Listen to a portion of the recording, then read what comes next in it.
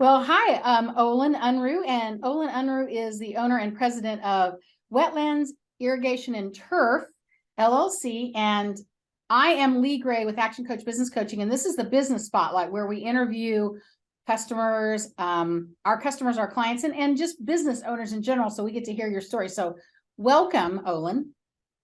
Well, thanks for having me, Lee. It's been a pleasure getting to know you and working with you, and the growth that has come from that has been awesome. So I'm happy to help. Happy to be here. Thank you. I'm glad you're here, and I know people will enjoy what they hear. And you've been a fun company to work with and a fun person to work with. I love that. So Thank you. we'll get right into it because I think people are going to find it interesting. And I want you to talk. I know you are prepared because you always prepare. Make sure you talk about what you did right before you started this business too, just so people have a little bit of a more history. So what do you do now and for how long? And then what did you do prior to Wetlands Irrigation and Turf? Okay. Yeah. So now obviously I own and manage Wetlands Irrigation and Turf, and I have owned the company for 13 years. Although the first 8 or 9 years I was more just an operator. And then now I'm in a leadership management role here at the company. And prior to that, I bought the company when I was 19. And actually prior to that, I worked at home my dad had a dairy farm until I was 15. And then I worked with a cousin of mine doing car detailing for a dealership. And that's kind of the last time I really worked for anybody. And then I bought Wetlands at 19, and that's kind of where I've been since. At 19, that's the story. Well, what I was wanting you to talk about was the coffee shop. Oh, that was during Okay. Wetlands. So okay. yeah, I did start Rendezvous Coffee in this local town here. Let's see, we opened like between Christmas and New Year's in 2016, and then I sold that in like May of 2018. So that was fun. Yeah. Well, I think what's interesting about it is you're not such an entrepreneur. I mean, at the age of 19, you bought this business, but you also had that side business, and then you haven't bought another business since that I know of. However, you have added product lines, which basically have required you to be adding a new business in essence. Yeah, I mean that's one thing I'm proud of is the product lines the services that we've added to Wetlands, and they're profit centers. You could run them individually if you wanted to, or split them off or whatever. But I mean they complement each other obviously, and so we run them all as one business at this time. But yeah. So what exactly do you do at Wetlands? What are the products and services that you? So we started as strictly lawn irrigation installation and service, and that's what we did for that first 8 or 9 years. And then in 2018, we added fertilization. So we did lawn and weed control, that type of service. And in 2020, we added holiday lighting and landscape lighting, which has been a lot of fun. And we are in the process of launching a new service this year. Okay, that's what I mean about the entrepreneur, and I think that you're just the epitome of an entrepreneur because you've done all that in that short amount of time. That's great. So with the businesses that you have now, who's your best customer? So someone called you up and says, "Hey, I'm interested in what you do," and they want to buy everything. Who are they? What is that customer? Well, I kind of see our best client as a busy professional who understands and appreciates the value of their outdoor spaces, and they want to maximize on that, and they appreciate the quality and experience that Wetlands provides in our services. I do feel like we take extra care to provide a great experience to the client. And so there are people that don't care about that, and they just want somebody to come do XYZ, and they don't really care if they see him or talk to him or what. And that's probably not our ideal client. So kind of keeping that relationship with our clients and the value and the service that we offer, kind of is who our ideal client would be. Okay. And then you do work with commercial and residential in all of these services that you provide, right? We do, correct. Yes, we do sports fields, larger HOAs, things like that. I mean, we definitely do work with commercial as well as residential, although we probably do 3 times the amount of residential work as commercial. Okay. What's the geographic area that you cover currently? So historically, we've mainly done McPherson County for the first, quite a few years. And then in the last 5 years, we've really expanded into, Harvey County, Saline County, and most recently now into Sedgwick County.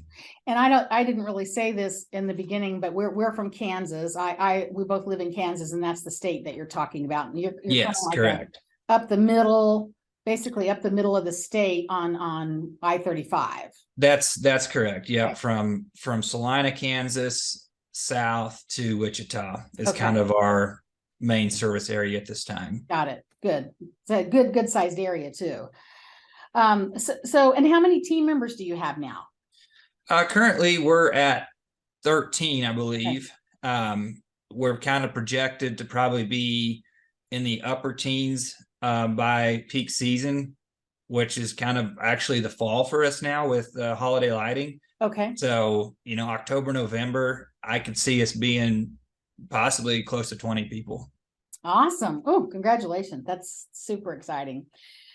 So were there any business changes that you had to consider because of COVID, that COVID-19 made a necessity in your business?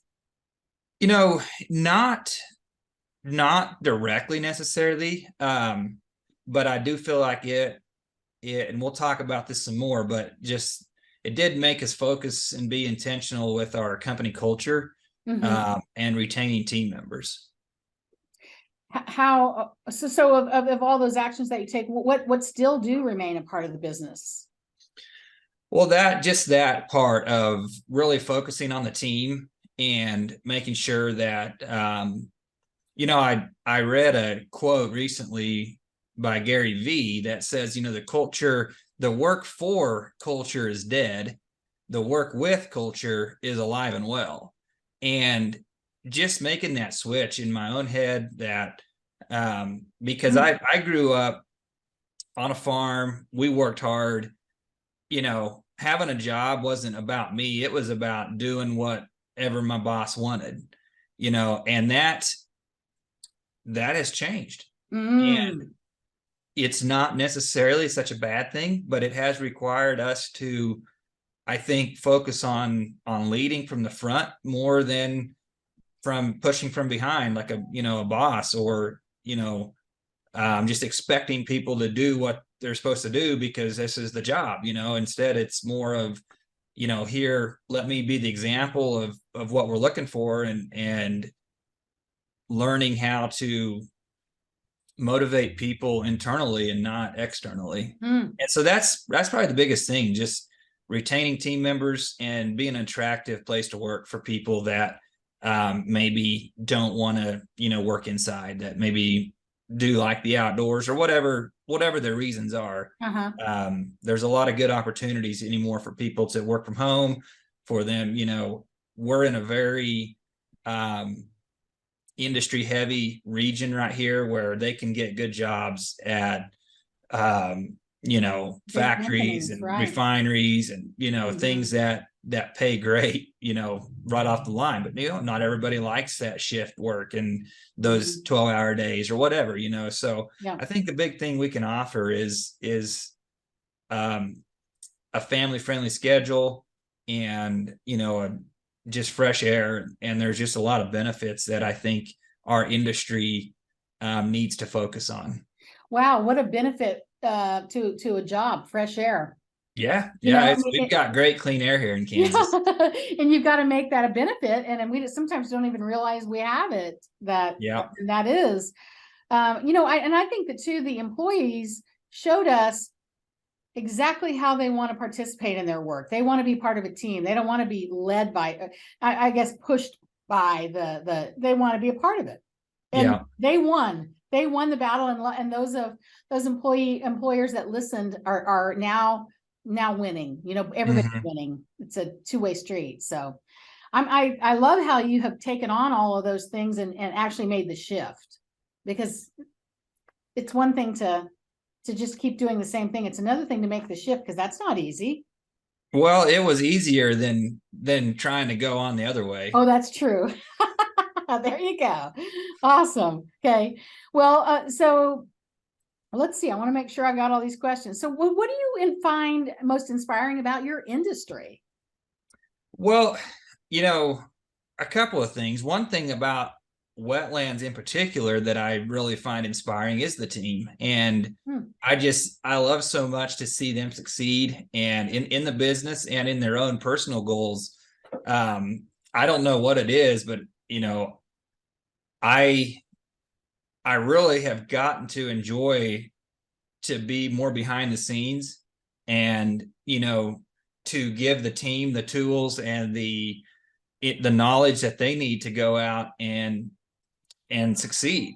And a funny story kind of down that line is we recently put all of the management team's names on a piece of paper up on the wall out in our shop, and we told the production team to write down. We put a strengths and weakness column under each one of our names, and um, two of my managers got troubleshooter in their list of strengths. Wow. And I mean, correct me if I'm wrong, but these guys all come to me for the answers, right? So I'm learning on that too. I don't just give them the answers, but Wow. I really felt it was awesome. I mean, because they both would say that too, that a lot of times, I gave them the tools and the training to be that person. And I really took that. I mean, I told them I was kind of offended that I didn't get it, but I was really happy that they did, because that's what I want.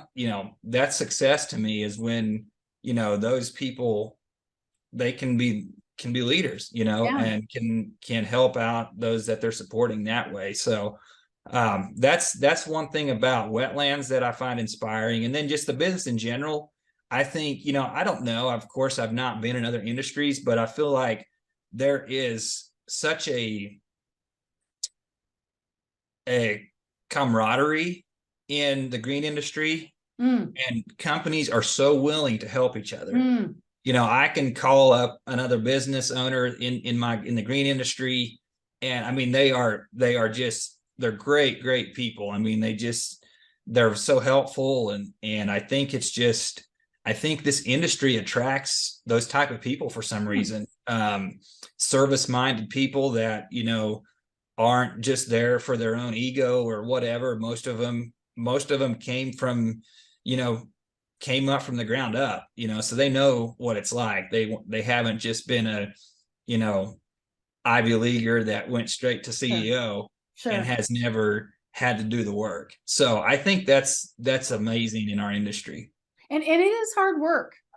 Yeah, it is. Those guys that are out in the field, they're working hard in the elements and physical and all those things. And I think, the fact that the leader understands that's pretty amazing too. Not just sitting in the CEO's chair somewhere making decisions about whatever. Yeah. I love the story that you shared about the strengths and the weaknesses.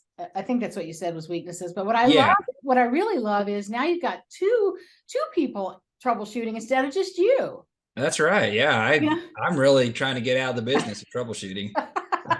That's probably because they're probably better at it by now than you anyway, right? Which is what we want. I don't know if I'd go that far. All right. We'll have this conversation in a year and see if it's moved the needle any. Well, thank you for that. That was very interesting. So I know, because I know you personally, that you're a reader and all that. But what's your favorite business book? What book would you recommend to someone starting a business? Let me ask you that. And then I think your other favorite. Yeah, I think starting for myself, the E-Myth, Michael Lee Gerber, Yeah. anything that he writes there is foundational to understanding your business as a product and not just a job where you go to work, and that made a huge difference. That really, hit me at a time where um, I was sick of doing it, as Michael says. Yeah. And, it just really is an easy to understand book that really kind of gives you some framework on the next step in your business. I've really enjoyed the book, The Road Less Stupid by Cunningham, for Yeah. Keith Cunningham. I've listened to that several times, and I have the physical copy. And currently I'm reading Tools of Titans by Tim Ferriss, and just a lot of insight into many successful people and their habits and their mindsets, and just it's humanized a lot of them to me. That these folks put the work in too. They're just ordinary people that had a bigger vision, didn't give up on their dreams, and showed up to work. There's very few of them that didn't work hard, but many of them now say that we are too obsessed with working. That Mm. many of them say their best ideas, their best breakthroughs came when they weren't working. And I know that's an insight for me, because I'm a person that if I'm not busy, I feel like, I'm wasting time. I'm not, I don't feel good about myself. And yet we need that time. We need time where our mind is just wandering, where we're not busy. And that's where I think some of our best ideas come from. I love that. Best insight came when I was not working. I mean, boom, just that simple. Yep. Is that kind of a Keith Cunningham? He's really big on think about that Yeah. for a little bit, Yeah. I mean, he's big on the thinking time and setting Mhm. aside, time where you have zero distractions, where you're not doing anything. But I mean, it's focused thinking time. He always goes into that with a question, with an issue that he wants to solve. Um, and it's not just, I think these folks are saying more like, you're not at work, you're on the beach, you're in the mountains, you're running down the road, Mhm. and your For mind's those who just want to run. going, Yeah. and I can definitely agree with that busyness just it's it it a lot of times helps you avoid issues. Interesting. Yeah. I've heard busyness is not business. No, It's 100%, it's lack it's of discipline. it's a lack of discipline. Whew. Boy, you're gonna have to write a book someday, Olin. I tell you. This was not on the questions that I said I was going to ask you, but you did talk about your new journey into running. Talk about how running correlates with business, because you kind of mentioned something around that when we were talking before the interview started. Well, I have thought about this as I'm running, that it's typically the first couple of miles that are the toughest, where your mind is wanting you to quit. It's saying, I don't feel good. I'm so tired.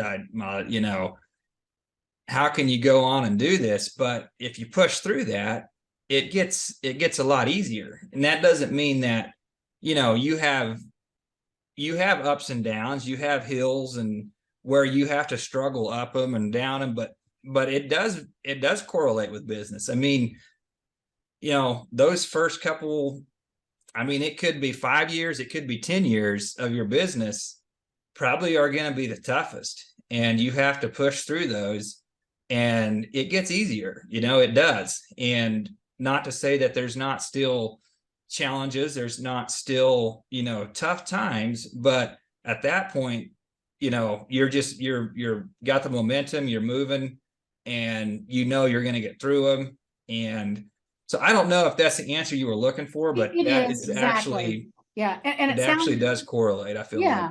And you did sort of say that earlier. I think too, it's that conditioning. If you condition yourself to go through the pain, push yourself further, when you have to do it, it's sure easier, right? So, because you said you just started running a couple of months ago. You never thought you could run miles like you're running now. But now, even in a short amount of time, you've conditioned yourself so you know you can. If you Yeah, no, had to that's run 10 miles, no matter what, and I don't know what your longest is, I know you're doing some long runs, you could do it, right? Business is the same way. You could make it through a recession. You could make it through a depression if yeah. you had the discipline all along. So Yep. good. Well, that you'll have to be a chapter in your book. Okay. Okay. All right. So what piece of advice would you give your 20-year-old self, Olin, which I know isn't very long ago? Well, it's getting back there, but you know, I don't know this. I think I actually did this. I did not, it wasn't really intentional. It just, I was blessed with this a little bit, and it wasn't always healthy. But well, I'll get to what my advice Okay. would be is to just, when you're a leader, you have to be the bigger person.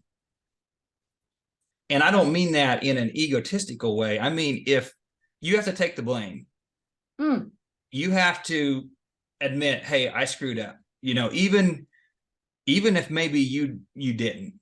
But if you're in that dialogue with, you know, one of your team or a client, and there's conflict, if you accept the blame and you're the bigger person, there's really no other option. I don't think. I think it's your job to say, hey, I'm sorry this happened. You know, let's take some time to think about it. I'll look at, you know, what I could do differently. And you have to accept that. If you don't, I've never seen good results come out from me standing my ground and say, nope, that's not the way it is. No, you screwed up. It was your fault. This is what we said. Here's what happened. It just, I mean, if you have a team member or somebody that comes up with and you know, yeah, you might have to eventually part ways with that person, but in the moment, you know, you have to be the bigger person. Wow. That's just a gold nugget right there. I know what you mean when you say the bigger person. It's not always easy, and maybe we don't even know how sometimes as leaders, but it's our responsibility to learn Yeah. how to do that. That's cool. So, well, what's the best way for people to find you if they want to talk to you, if they want to learn more about your business, or if they just want to connect with you? Yeah, well, they could, you know, our business, we have on LinkedIn, Wetlands Irrigation and Turf, on Facebook, Instagram, our website, wetlandsinirrigationllc.com. And then me personally, you know, LinkedIn is a great place, Olin Unruh. Facebook, you know, I'm there not as much as I used to be, thankfully. Okay. But yeah, you know, you could get through to me that way too. Good. Thank you for that. Is there anything you'd like to add to our conversation before we close today? I don't really, well, I do have a little something. One of the questions that we missed was biggest learning since I've been in business. I thought I missed that one. I want you to tell me that. And you know, this one too, there's been a lot. There's a lot, and it's still going on. But I think one thing that a business owner, and for me too, is just a business cannot grow any faster than the owner. And if I'm not growing, I'm not, you know, reading new material, learning new things, I can't expect my company to grow and to be successful either. So I think to accept that we all need to learn, we all need to grow, and find a coach or a mentor or somebody that can expand your awareness is key. So that's been a big learning for me. That was another gold. I got so much gold. I got gold from the biggest person. I got gold. Business can't grow any faster than the business owner, and some other ones too. But those were just really gold for me. And I appreciate that. Thank you. I mean, Yes. I always say it started back in 2019 when I met Lee Gray. When you So, hired Lee Gray, your business coach. Well, thank you, Olin. It was a pleasure all those years. So thank you very much. I'm Lee Gray with Action Coach Business Coaching. This is the Business Spotlight. And I have just interviewed Olin Unruh, who is the owner, president, and leader, manager, operator of Wetlands Irrigation and Turf LLC, located in Galva, Kansas. And we're grateful to have you today. I'll be talking to you soon. all right. Thank you. See ya.